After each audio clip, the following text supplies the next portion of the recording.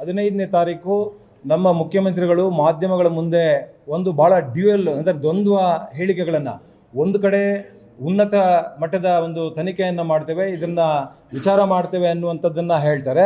ಮತ್ತು ಇನ್ನೊಂದು ಕಡೆ 4 ಹಳ್ಳಿಗಳ ಒಂದು ಅಂತಿಮ ಅಧಿಸೂಚನೆಯನ್ನು ಹೊರಡಿಸ್ತಾರೆ.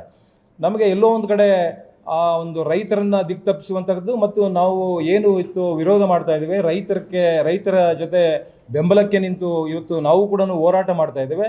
ನಾವು ಆ ಸಭೆಯಲ್ಲಿ ಭಾಳ ಸ್ಪಷ್ಟವಾಗಿ ಹೇಳಿದ್ದೇವೆ, ರೈತರ ಜೊತೆಯಲ್ಲಿ ಬೆಂಬಲ ನಿಲ್ತೇವೆ ಮತ್ತು ಇವರ ಪರವಾಗಿ ಇದನ್ನು ನಿಲ್ಲಿಸಬೇಕು, ಯೋಜನೆಯನ್ನು ಕೈ ಬಿಡಬೇಕು ಅಂತ ಕಾನೂನು ಹೋರಾಟಗಳನ್ನು ಕೂಡ ನಾವು ಕೈಗೆತ್ತಿಕೊಳ್ತೇವೆ ಅನ್ನುವಂಥ ಮಾತನ್ನು ಹೇಳಿದ್ವಿ. ಇತ್ತೀಚೆಗೆ ನಾವು 14, 15 2 ದಿನಗಳ ಕಾಲ ನಮ್ಮ ಯುವ ನಾಯಕರಾದಂಥ ನಿಖಿಲ್ ಕುಮಾರಸ್ವಾಮಿ ಅವರ ನೇತೃತ್ವದಲ್ಲಿ ನಾವು ಮತ್ತು ನಮ್ಮ ಸುರೇಶ್ ಅಣ್ಣವರು, ನಿಖಿಲ್ ಅಣ್ಣವರು ಎಲ್ಲರೂ ಕೂಡ 14ನೇ ತಾರೀಕು 15ನೇ ತಾರೀಕು ನಾವು ಬಿಜಾಪುರ ಜಿಲ್ಲೆಯಲ್ಲಿ ಮತ್ತು ಬಾಗಲಕೋಟೆ ಜಿಲ್ಲೆಯಲ್ಲಿ ಏನು ಬರ ಅಧ್ಯಯನ ಪ್ರವಾಸದಲ್ಲಿದ್ವಿ.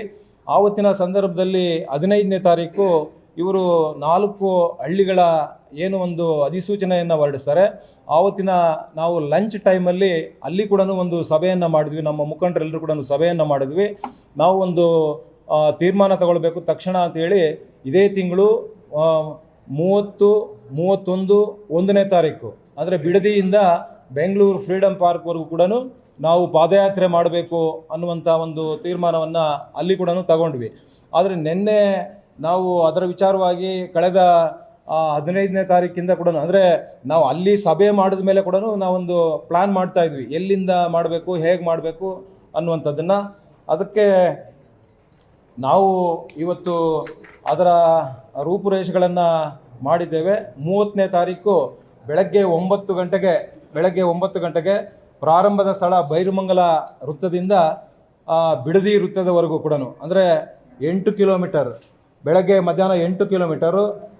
ಹಾಗೆ ಮಧ್ಯಾಹ್ನ 1:30 ಊಟದ ವಿಶ್ರಾಂತಿ ನಂತರ 3:30 ಬಿಡದಿ ವೃತ್ತದಿಂದ ಕ್ರೈಸ್ಟ್ ವಿದ್ಯಾಲಯ ಟೋಲ್ ಗೇಟ್ವರೆಗೂ ಕೂಡ 7 ಕಿಲೋಮೀಟರ್. ಒಟ್ಟು 30ನೇ ತಾರೀಕು 15 ಕಿಲೋಮೀಟರ್ ಪಾದಯಾತ್ರೆ ಮಾಡ್ತಕ್ಕಂಥದ್ದು. ಮತ್ತು 31ನೇ ತಾರೀಕು ಬೆಳಗ್ಗೆ 9 ಗಂಟೆಗೆ ಟೋಲ್ ಗೇಟ್ ಕ್ರೈಸ್ಟ್ ಕಾಲೇಜಿನಿಂದ JK ಗ್ರ್ಯಾಂಡ್ ಹರೇನಾ ನೈಸ್ ಜಂಕ್ಷನ್ವರೆಗೂ 6 ಕಿಲೋಮೀಟರ್. ಮಧ್ಯಾಹ್ನ ಊಟದ ಸಮಯದ ನಂತರ, ಊಟದ ವಿಶ್ರಾಂತಿಯ ನಂತರ ಮಧ್ಯಾಹ್ನ 2:30 ಮತ್ತೆ ಪ್ರಾರಂಭ ಆಗ್ತದೆ ನೈಸ್ ಜಂಕ್ಷನ್ RR ನಗರ ಕಮಾನ್ವರೆಗೂ ಅಂದರೆ 10 ಕಿಲೋಮೀಟರ್. ಒಟ್ಟು 16 ಕಿಲೋಮೀಟರು 31ನೇ ತಾರೀಕು. ಮತ್ತು ಆಗಸ್ಟ್ 1ನೇ ತಾರೀಕು ಬೆಳಗ್ಗೆ 9 ಗಂಟೆಗೆ ಪ್ರಾರಂಭ ಆಗುತ್ತೆ, ಮಧ್ಯಾಹ್ನ 1ರವರೆಗೂ ಕೂಡ RR ಜಂಕ್ಷನ್ನಿಂದ ಫ್ರೀಡಮ್ ಪಾರ್ಕ್ವರೆಗೂ 7 ಕಿಲೋಮೀಟರ್. ಮತ್ತು ಮಧ್ಯಾಹ್ನದ ಊಟದ ನಂತರ 2 ಗಂಟೆಯಿಂದ ಸಾರ್ವಜನಿಕ ಒಂದು ಸಭೆ ಇರುತ್ತೆ ಫ್ರೀಡಮ್ ಪಾರ್ಕ್ನಲ್ಲಿ. ಇದು ಪಾದಯಾತ್ರೆ ಪ್ರಾರಂಭದ ದಿನ 30ನೇ ತಾರೀಕು ನಮ್ಮ ನಾಯಕರಾದಂಥ ಕುಮಾರಣ್ಣವರು ಆ ಒಂದು ಪಾದಯಾತ್ರೆಗೆ ಚಾಲನೆಯನ್ನು ಕೊಡ್ತಾರೆ.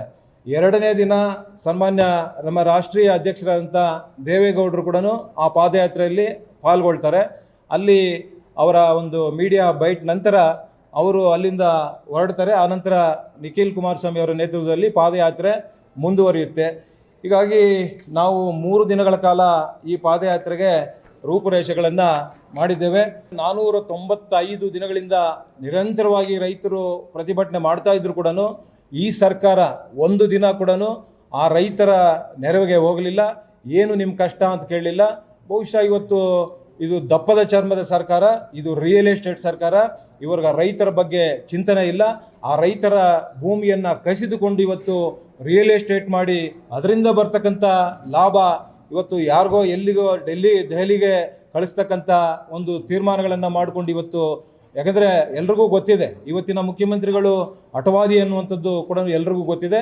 ಹಾಗಾಗಿ ಇದರ ವಿರುದ್ಧವಾಗಿ ಇದನ್ನು ಕೈ ಬಿಡುವಂಥವರೆಗೂ ಕೂಡ ನಾವು ಪಾದಯಾತ್ರೆಯನ್ನು ಮಾಡುವಂಥದ್ದು 3 ದಿನಗಳ ಕಾಲ.